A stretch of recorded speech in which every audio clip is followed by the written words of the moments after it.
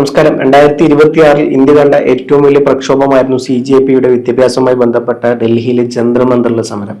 ഡൽഹി ജന്തർ മന്ദിർ സമരം പല പാർട്ടികൾക്കും പല തരത്തിലുള്ള സൂചനകൾ നൽകുന്നുണ്ട്. സമകാലിക രാഷ്ട്രീയത്തിൽ, ഇന്ത്യൻ രാഷ്ട്രീയത്തിൽ ഏതൊക്കെ തരത്തിൽ ചലിക്കണം എന്നുള്ളതും, ഏതൊക്കെ വിഷയത്തിൽ മൗനം വെടിയണം എന്നുള്ളതും, ഏതൊക്കെ വിഷയത്തിൽ ശബ്ദം ഉയർത്തണം എന്നുള്ളതും സമകാലിക രാഷ്ട്രീയത്തിൽ കൃത്യമായ സൂചനകൾ നൽകുന്ന ഒരു സമവായ ചർച്ചകൾക്കും എല്ലാത്തിനും അതീതമായിട്ടുള്ള ഒരു പ്രക്ഷോഭമായിരുന്നു CJP മുമ്പോട്ട് വെച്ച, കോക്രോച്ച് ജനതാ പാർട്ടി മുമ്പോട്ട് വെച്ച ഡൽഹിയിലെ ജന്തർ മന്ദിറിലെ സമരം. ഇന്നേവരെ കുലുങ്ങാത്ത BJP 2026 ആദ്യമായി BJPക്ക് ഒരു വിക്കറ്റ് നഷ്ടപ്പെട്ടു.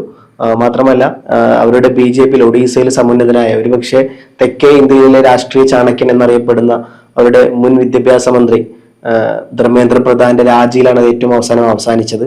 അതുമായി ബന്ധപ്പെട്ട് BJPക്കുള്ളിൽ പിന്നീട് പലതരത്തിലുള്ള വാഗ്വാദങ്ങൾ നടക്കുന്നു. BJPക്കുള്ളിൽ മോദിക്കെതിരെ വലിയ തരത്തിലുള്ള പടയൊരുക്കം വരുന്നു. നാളിതുവരെ നമ്മൾ ഈ സംസാരിക്കുന്നവർ ഏകദേശം 10ഓളം ദിവസങ്ങളിലായി കേന്ദ്ര ആഭ്യന്തരമന്ത്രി അമിത്ഷാ പാർലമെന്റിൽ എത്തിയിട്ടില്ല. അദ്ദേഹത്തെ കാണാനില്ല എന്ന് പറഞ്ഞു. പലപ്പോഴും പല ഘട്ടങ്ങളിലായി രാഹുൽ ഗാന്ധിയെ കാണാനില്ല, കണ്ടുകിട്ടുന്നവർ അറിയിക്കുക എന്ന് പറഞ്ഞ് പോസ്റ്റർ ഇറക്കുന്ന അതേ BJPക്കാർ തന്നെ പിന്നീട് വിട്ടിലാവുന്നത് കണ്ടു. അമിത്ഷായെ കാണാനില്ല എന്ന് പറഞ്ഞുകൊണ്ട് ഇന്ത്യ സഖ്യത്തിലെ പല പാർട്ടികളും പരസ്യമായിട്ടും രംഗത്ത് വരുന്നത് കണ്ടു. ഉള്ളിലും പുറത്തുമായിട്ടും വലിയ തരത്തിലുള്ള പ്രക്ഷോഭങ്ങളും വലിയ തരത്തിലുള്ള ക്യാമ്പയിനുകളും ഇന്ത്യ മുന്നണി നടത്തി. അപ്പം അതിന്റെ ഭാഗമായിട്ട് ഏറ്റവും അവസാനം ഉപരാഷ്ട്രപതി വരെ ആ വിഷയത്തിൽ ഇടപെടുന്നു. ഇത്തരത്തിൽ അമിത്ഷായോട് വരാൻ പറയണം എന്ന് പറയുന്നു. പക്ഷെ ആ വിഷയം ബന്ധപ്പെട്ട് പിന്നീട് അമിത്ഷാ വന്നിട്ടൊന്നുമില്ല. എന്നിരുന്നാൽ പോലും ഇത് വലിയ തരത്തിൽ തിരിച്ചടിയായിരുന്നു. യുവാക്കൾക്കെതിരെ ബീഹാറിലാണെന്നുണ്ടെങ്കിൽ AK-47 ഉപയോഗിച്ചു എന്നുള്ള വാർത്തകൾ വരുന്നു.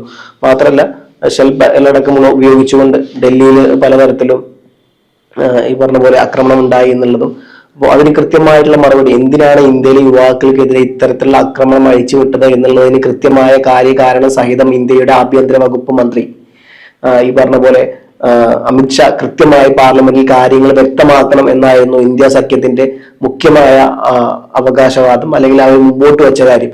ഇതിന് നാളിതുവരെ 10ഓളം ദിവസമായിട്ടും ഇന്ത്യയിലെ ആഭ്യന്തര വകുപ്പ് മന്ത്രി ഒരു അക്ഷരം വേണ്ടിയിട്ടില്ല എന്നല്ല, 10ഓളം ദിവസമായി അദ്ദേഹം സഭയിലെ, ഇന്ത്യ മുന്നണിയിലെ അല്ലെങ്കിൽ മറ്റു പ്രതിപക്ഷത്തെ MP-മാരെ പേടിച്ച് എത്തിയിട്ടില്ല എന്നുള്ള വാർത്തകളും വരുന്നുണ്ട്.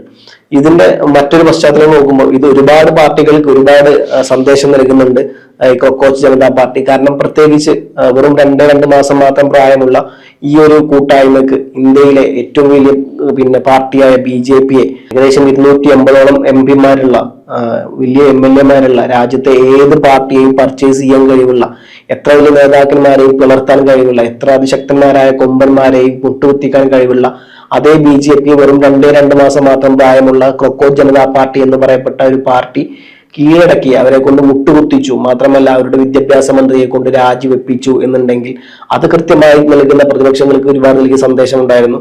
നിങ്ങളെ ഒന്നും ആവശ്യം ഇനി ഇല്ല എന്നുള്ള തരത്തിലായിരുന്നു. അതിൽ നിന്നും പല കാര്യത്തിൽ രാഹുൽ ഗാന്ധി പിന്നീട് എന്തുനേരം പറയുന്നു, ഇന്നത്തെ മുഖ്യധാര മാധ്യമങ്ങൾ എഴുതിയിട്ട് CPM-ന്റെ വിശാല കോർ കമ്മിറ്റി യോഗത്തിൽ ചർച്ച ചെയ്യാൻ പോകുന്നത് ഈ പറഞ്ഞ പോലെ CPM-ന്റെ മാറ്റം, പരിവർത്തനത്തിന് സമയമായിരിക്കുന്നു എന്നുള്ളതും, CJP-യിൽ നിന്ന് ഒരുപാട് കാര്യം പാർട്ടി മനസ്സിലാക്കണം എന്നുള്ളതൊക്കെയാണ്. CPM അടക്കമുള്ള, കോൺഗ്രസ് അടക്കമുള്ള, ഈവൻ രാഹുൽ ഗാന്ധി അടക്കമുള്ള ഇന്നിപ്പോ യുവാക്കളുമായി ബന്ധപ്പെട്ട് ബീഹാറിൽ യുവാക്കളുമായിട്ട് നീറ്റുമായി ബന്ധപ്പെട്ട വിഷയത്തിൽ കൂടിക്കാഴ്ച നടത്തുമെന്ന് അറിയപ്പെടുന്നുണ്ട്.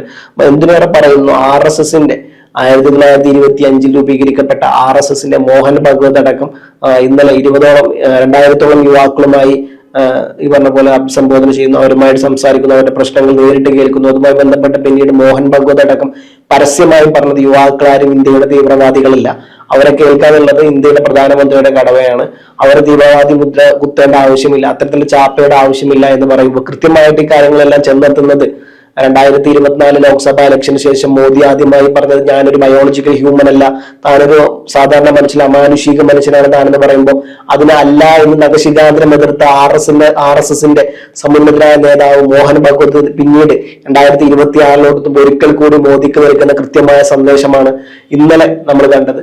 അതിന്റെ ഭാഗമായി അദ്ദേഹം തുറന്നടിച്ച് മോദിയുടെ പേര് പരാമർശിച്ചിട്ടില്ല എന്ന് മാത്രമേ ഉള്ളൂ. അപ്പം അത്തരത്തിൽ മോദിക്കെതിരെ RSS അതിരൂക്ഷമായി പറയുന്നു. എന്തിനേറെ പറയുന്നു, ഇതിന് കഴിഞ്ഞ് ഈ പറഞ്ഞ പോലെ വിദ്യാഭ്യാസവുമായി ബന്ധപ്പെട്ട് അതിനപ്പുറത്തോട്ട് കടന്നുകൊണ്ട് നീറ്റിലെ വിഷയം മാത്രമായിരുന്നു ഇതുവരെ ചർച്ച എന്നുണ്ടെങ്കിൽ അതിനപ്പുറം കടന്ന് ഈ പറഞ്ഞ പോലെ പെട്രോളുമായി ബന്ധപ്പെട്ട പെട്രോളിലെ എഥനോൾ കലക്ടറുമായി ബന്ധപ്പെട്ട് നിതിൻ ഗഡ്കരിക്കെതിരെയുള്ള കൊമ്പ് കോർക്കലിനും യുവാക്കള് രംഗത്തിറങ്ങുന്നു. മാത്രമല്ല ഇപ്പൊ ഏറ്റവും പുതുതായി വരുന്നത് CJP ഇന്ത്യയിലെ പല സംസ്ഥാനങ്ങളിലും യുവാക്കളെ കേൾക്കാൻ വേണ്ടിയിട്ടുള്ള പ്രവർത്തനം ആരംഭിച്ചു എന്നുള്ളതും അത് പലതരത്തിലുള്ള തട്ടുകളാക്കി അവർക്കിടയിൽ മുഴുവൻ കേൾക്കും എന്നുള്ളതും ഇത് ഇനി ജുഡീഷ്യറിയിൽ നടക്കുന്ന പ്രശ്നങ്ങൾക്കും അഡ്മിനിസ്ട്രേറ്റീവ് രംഗത്ത് നടക്കുന്ന പ്രശ്നങ്ങൾക്കും ഭരണത്തിൽ നടക്കുന്ന പ്രശ്നങ്ങൾക്കും അത് വിദ്യാഭ്യാസപരമായിട്ടല്ല ഇന്ത്യയിലെ എല്ലാ പ്രശ്നങ്ങളിലും കൃത്യമായി ഏർപ്പാടാകും അല്ലെങ്കിൽ ഏർപ്പെടും എന്നുള്ള ഒരു കൃത്യമായ സന്ദേശമാണ് നൽകുന്നത്.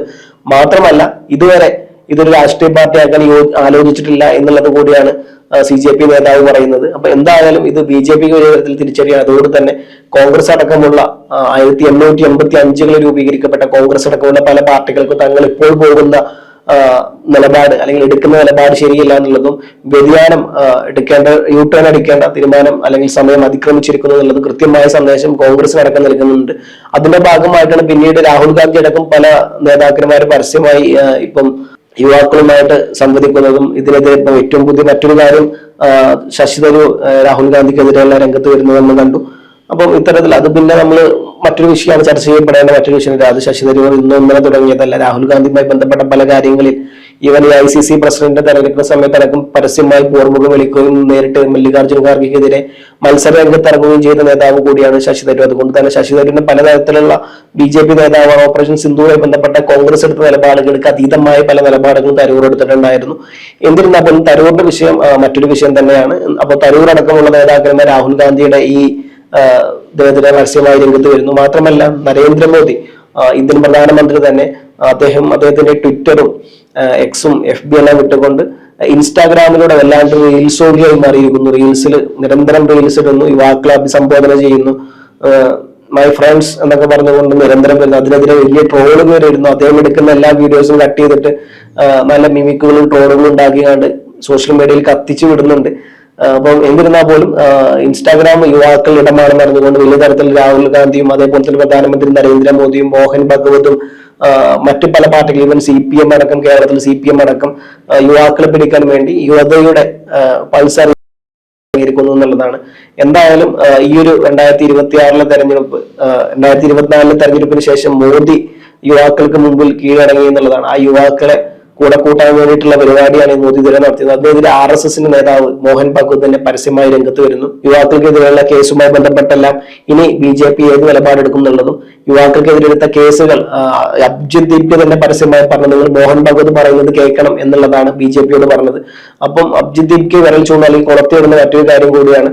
നിങ്ങൾ മോഹൻ ഭഗവത് പറഞ്ഞ നിങ്ങൾ കേൾക്കുമോ ഇല്ലയോ എന്നുള്ള ചോദിച്ചിട്ടുണ്ട്. അതുകൊണ്ട് തന്നെ മോഹൻ ഭഗവത് പറഞ്ഞതുപോലെ ഇനി BJP സ്വീകരിക്കുമോ? യുവാക്കൾക്കെതിരെ രാജ്യത്ത് കേന്ദ്ര സർക്കാരിനെതിരെ വിമർശിച്ചവരെല്ലാം ഈ പറഞ്ഞ പോലെ ചാപ്പ് കുത്തിവിടുന്ന രാജ്യദ്രോഹിയാക്കി വിടുന്ന ഇത്തരത്തിൽ നിലപാടുകൾക്കെതിരെ RSS തന്നെ നിലപാടെടുക്കുമ്പോൾ അതിൽ നിന്ന് ഇനി BJP വിട്ടുപോകുമോ? ഏതൊക്കെ തരത്തിലായിരിക്കും BJPയുടെ മറുപടി എന്നുള്ളതും RSSും BJP രണ്ട് കെട്ടിൽ ഓൾറെഡി ചേർന്ന് കഴിഞ്ഞു. ഇനി എന്തായിരിക്കും RSSന്റെ നിലപാട് എന്നുള്ളതും പല കാര്യങ്ങളും ഇന്ത്യൻ രാഷ്ട്രീയം കാത്തിരിക്കുന്നതെന്ന് എന്തായാലും വരും ദിവസങ്ങളിൽ കാത്തിരുന്ന് കാണാം എന്തായിരിക്കും CJPയുടെ ഭാവി പരിപാടി എന്നുള്ളതും. മാത്രമല്ല RSS പറഞ്ഞത് ഈ പറഞ്ഞ പോലെ BJP കേൾക്കുമോ എന്നുള്ളതും, BJPക്ക് വഴികാട്ടാൻ RSSന് സാധിക്കുമോ, BJPയെ പിടിച്ച പിടിയിൽ നിർത്താൻ RSSന് സാധിക്കുമോ, മാത്രമല്ല ഈ ക്രൊക്കോ ജനതാ പാർട്ടിയിൽ നിന്നും പ്രതിപക്ഷ നിരയിലുള്ള കോൺഗ്രസ് അടക്കമുള്ള CPM അടക്കമുള്ള പാർട്ടികൾ എന്ത് പഠിക്കും എന്നുള്ളതും വരും ദിവസങ്ങളിൽ കാത്തിരുന്ന് കാണാം.